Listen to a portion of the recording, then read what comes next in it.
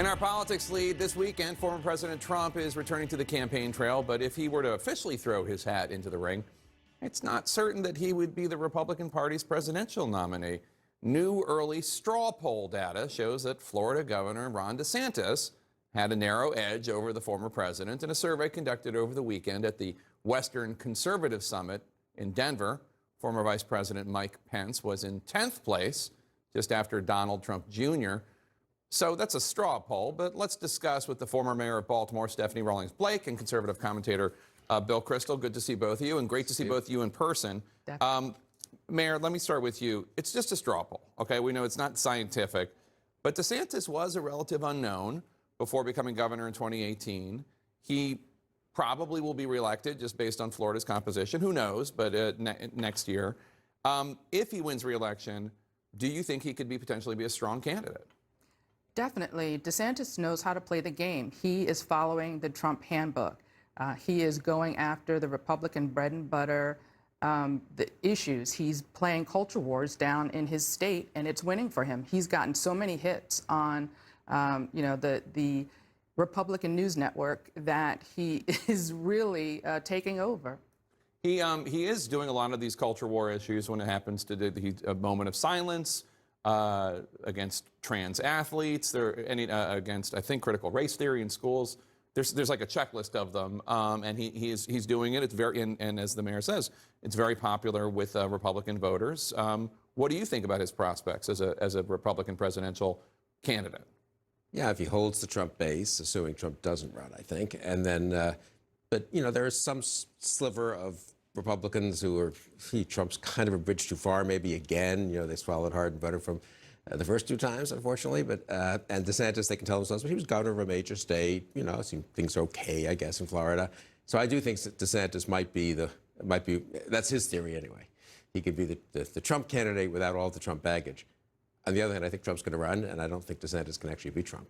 Are you surprised that Mike Pompeo, Tim Scott, Tom Cotton, Rand Paul were all more popular than Vice President Pence in this straw poll? Again, it's just a straw poll, but we're just trying to get a feel of what it will look like. And usually the vice president then becomes the nominee, as we saw with George H.W. Bush after Reagan. I think the three of us would be more popular on the straw poll. I mean, no, just the two of you. I would be at the bottom. The former president really did a number on Mike Pence with his supporters. He was just heckled and called a traitor. It's going to be almost impossible for him to recover from that. Even if he regains some of his respect in the party, he's not going to get the popularity. He really never had it. He was hoping that Trump's coattails would take him into the White House in the future. But he has to understand Trump wears the coat and the coattails. And then there's this new Monmouth poll, Bill, that finds that 32% of registered voters continue to believe the lie that Joe Biden only won because of fraud. It's not true. It's a lie. Monmouth has done similar polling in November, January, March. The number 32% is pretty consistent. It's obviously higher with Republicans and independents. It's a pretty big number, a third of the country, a third of registered voters, rather, believing something that is just patently false. And 2/3 of Republicans and Republican-leaning independents. That is amazing. I mean, that's been totally steady since Trump started to sell the lie and right after November 3rd, which does suggest that for now at least, and it is a long way away and all that, to be a viable Republican candidate, you have to bought in on the big lie. So Tom Cotton, who is a pretty conservative Republican and has done a whole lot of things in a Trumpy lane that someone like me is disappointed by and so forth, but he did vote to certify the election. He hasn't really echoed the big lie. He's out if 2/3 of the Republicans think that's a core belief of theirs. Yeah, and I think Governor DeSantis, I have not heard him say any lie about the 2020 election. He signed a more restrictive voting law that makes it more difficult to vote, et cetera.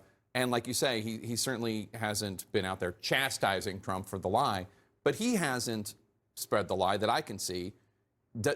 Does one have to do that to become the Republican presidential nominee? I think that's yet to be seen. The numbers suggest that at some point you're going to have to get on board unless those numbers shift.